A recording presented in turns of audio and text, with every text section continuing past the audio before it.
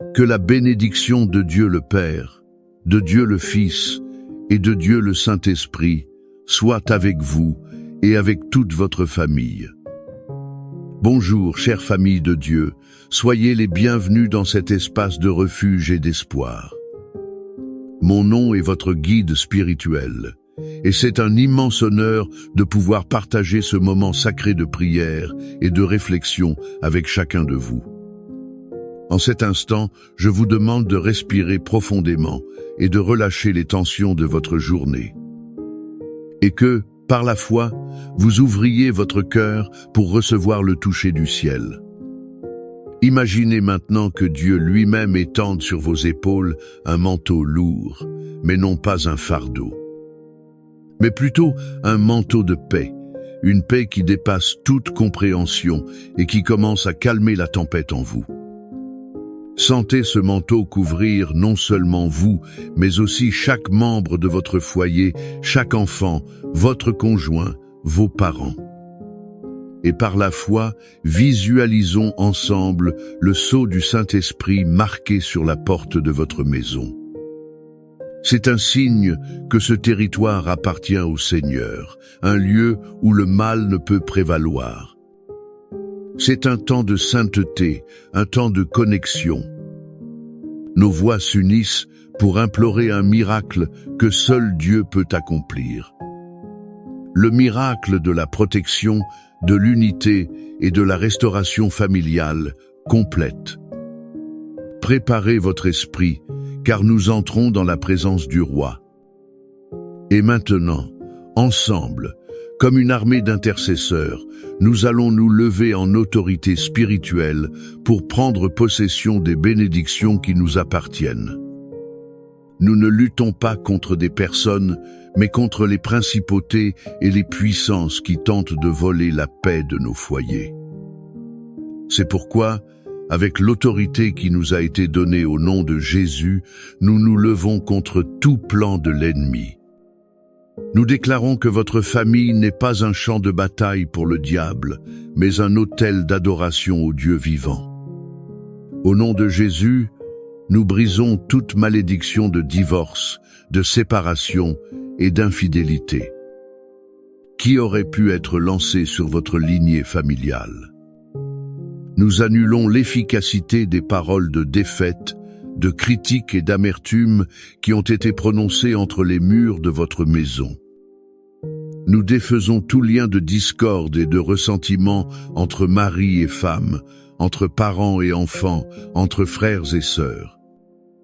Nous réprimandons et ordonnons à tout esprit de rébellion, de dépendance et de désobéissance de se retirer maintenant de la vie de vos enfants. Nous réclamons le sang de Jésus sur l'esprit, le cœur et le corps de chaque enfant, de chaque jeune, les protégeant des mauvaises influences, des accidents et de toute flèche enflammée du malin. Nous brisons le pouvoir de l'esprit de misère et de dette, et nous déclarons la provision abondante du Seigneur sur vos finances. Nous détruisons toute forteresse d'orgueil, de manque de pardon et de communication défaillante. Et nous déclarons, à leur place, l'esprit d'unité, d'amour, d'honneur, de respect et de paix. Nous couvrons chaque membre de votre famille, qu'il soit proche ou loin, avec le sang précieux de Jésus. Nous déclarons que les anges du Seigneur sont campés autour de votre maison, gardant les entrées et les sorties. Et qu'aucune arme forgée contre vous ne prospérera. La victoire a déjà été remportée à la croix, et aujourd'hui nous en prenons simplement possession pour la gloire de Dieu le Père. Maintenant, calmez votre cœur. Après avoir combattu, il est temps de se reposer dans les bras du Père. Sortons du champ de bataille de la prière et entrons dans la salle du trône de la grâce pour écouter son cœur. Je veux que vous veniez avec moi dans un voyage au cœur de l'une des histoires les plus touchantes de la Bible. La parabole que Jésus a racontée sur un père et ses deux fils, connue comme celle du fils prodigue. mais que je préfère appeler la parabole du Père miséricordieux. Il y avait un père qui avait tout, des terres, des serviteurs, des richesses. Et il avait 2 fils. Le plus jeune, impatient et arrogant, se présente à son père et fait la demande la plus cruelle qu'un fils puisse faire. « Père, donne-moi ma part d'héritage. » En d'autres termes, il disait, « Père, pour moi tu es déjà mort. Je veux juste ce qui est à moi. » Imaginez la douleur dans le cœur de ce père. Malgré cela, le cœur brisé, il divise ses biens et donne sa part au fils. Le jeune homme part pour une terre lointaine et là, il gaspille tout. Il dépense en fait en plaisir momentané avec de faux amis. Il vit comme s'il n'y avait pas de lendemain jusqu'à ce que le lendemain arrive. Une grande famine ravage la terre, l'argent s'épuise, les amis disparaissent et il se retrouve seul, affamé, désespéré.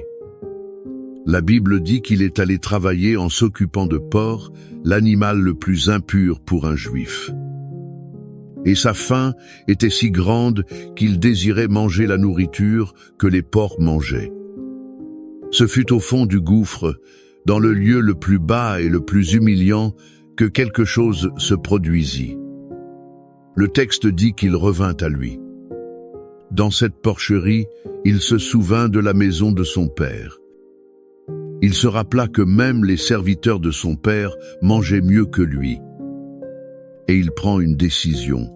« Je retournerai chez mon père et je dirai, « Père, j'ai péché contre le ciel et contre toi.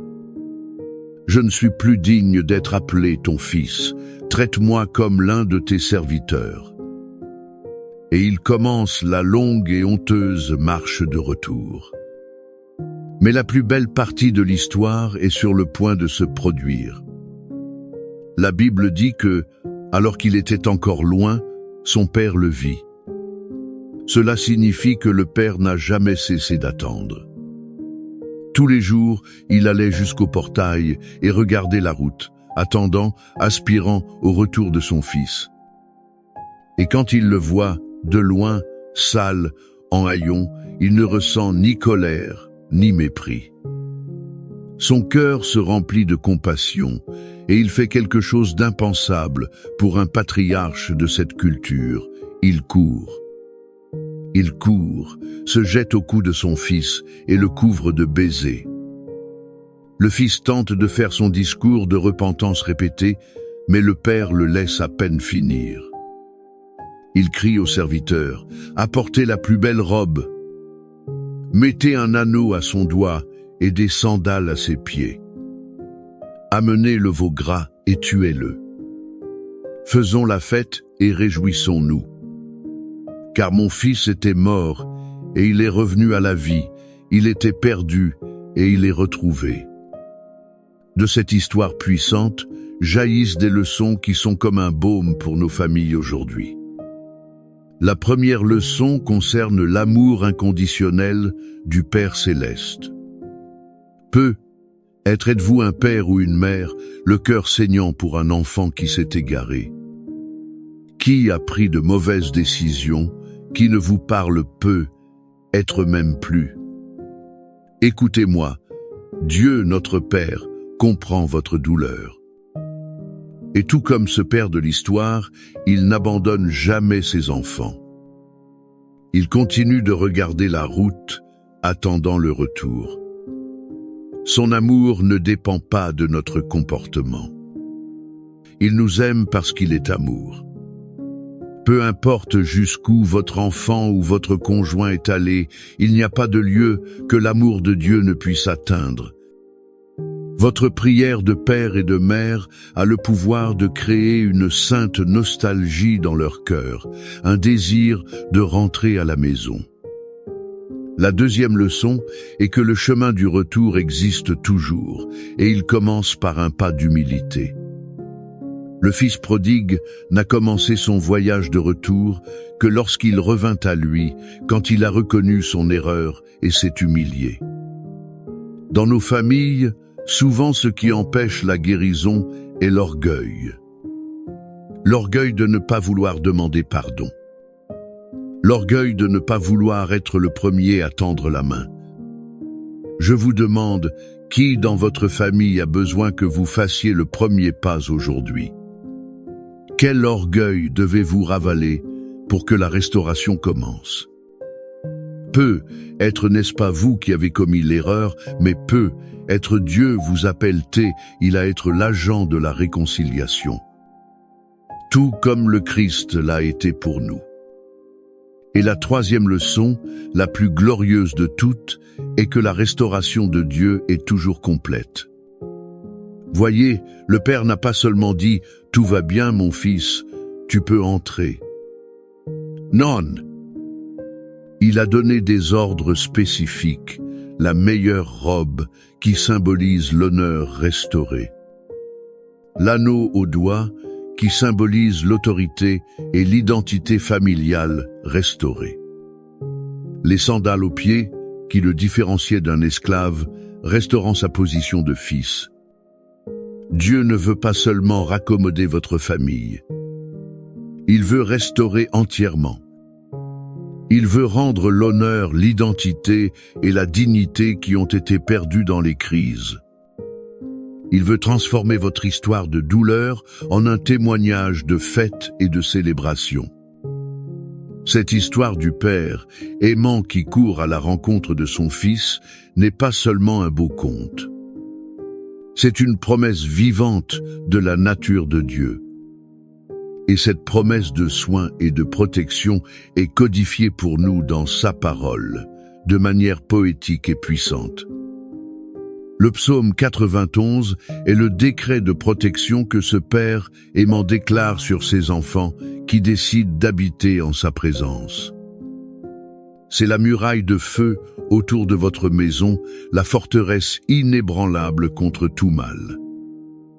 Et le psaume 23, que nous utiliserons comme base pour notre prière finale, est la certitude que, au sein de ces murailles de protection, le bon berger prend soin de chaque détail de notre vie, nous guidant et nous pourvoyant en tout.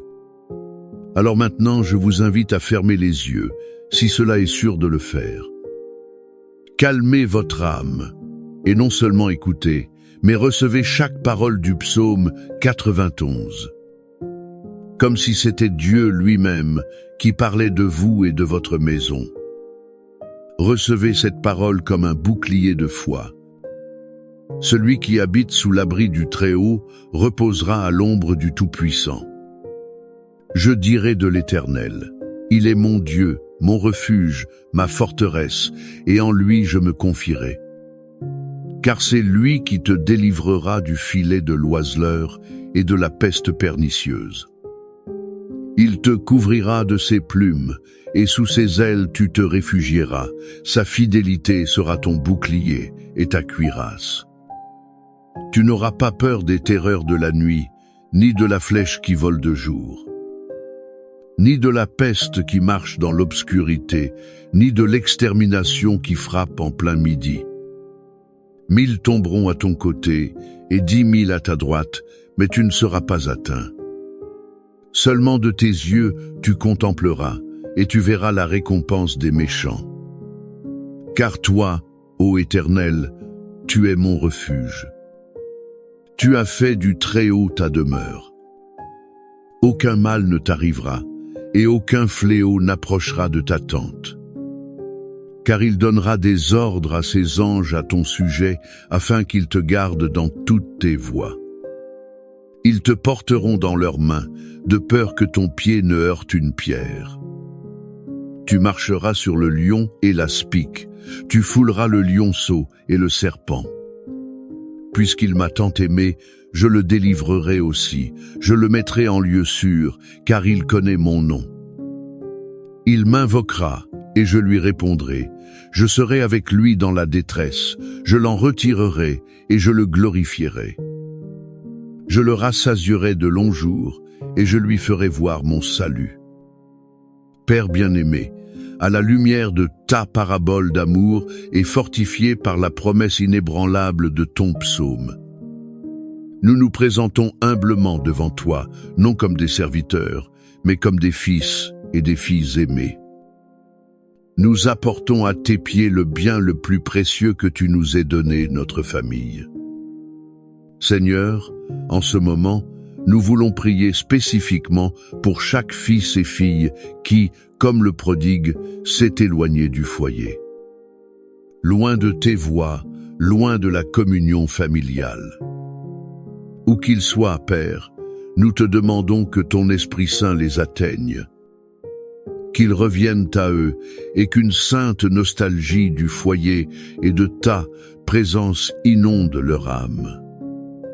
Brise les chaînes des addictions, des mauvaises compagnies, des idéologies qui les emprisonnent. Père, comme ce Père de l'histoire, nous nous engageons à regarder la route tous les jours avec espérance. Et nous te demandons de préparer nos cœurs pour courir à leur rencontre avec une étreinte de pardon et non avec un doigt accusateur. Nous prions maintenant pour les mariages qui traversent la vallée de l'ombre de la mort. Là où la communication s'est brisée, où la froideur s'est installée, où la rancune a bâti des murs, nous implorons ton intervention divine. Seigneur, restaure l'alliance matrimoniale. Répands l'huile de ton esprit sur les cœurs endurcis. Que l'amour, le respect, la patience et le pardon recommencent à couler. Que chaque couple puisse redécouvrir la joie de la compagnie l'un de l'autre. Et que leur foyer soit un reflet de ton union avec l'Église. Nous implorons la réconciliation entre parents et enfants, entre frères et sœurs, là où le silence et la distance sont devenus la norme. Là où il y a de la rancune, qu'il y ait guérison. Là où il y a de l'orgueil, qu'il y ait humilité. Là où il y a offense, qu'il y ait pardon. Unis les cœurs, Seigneur, par des liens d'amour qui sont plus forts que toute discorde.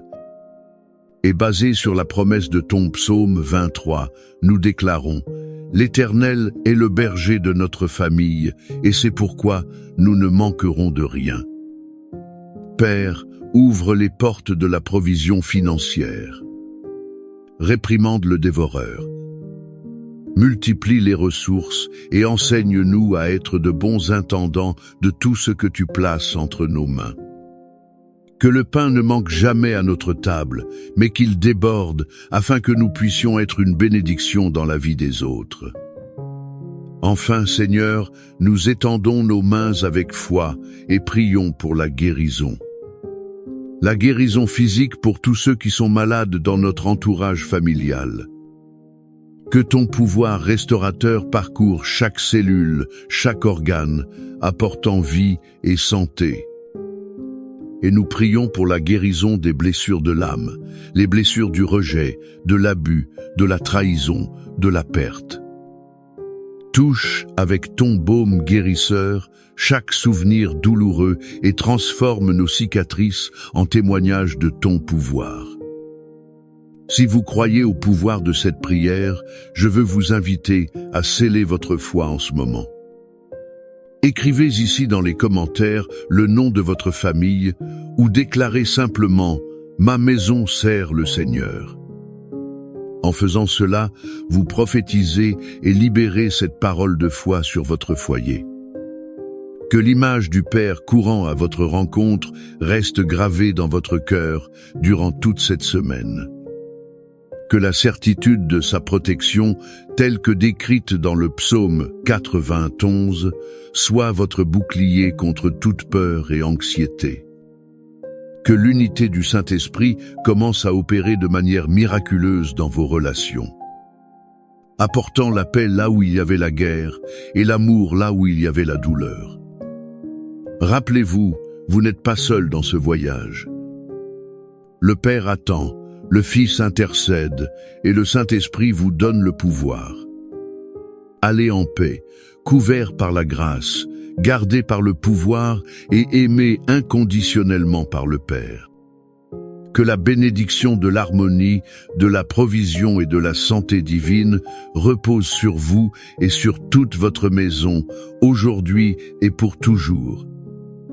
Au nom du Père, du Fils et du Saint-Esprit. Amen.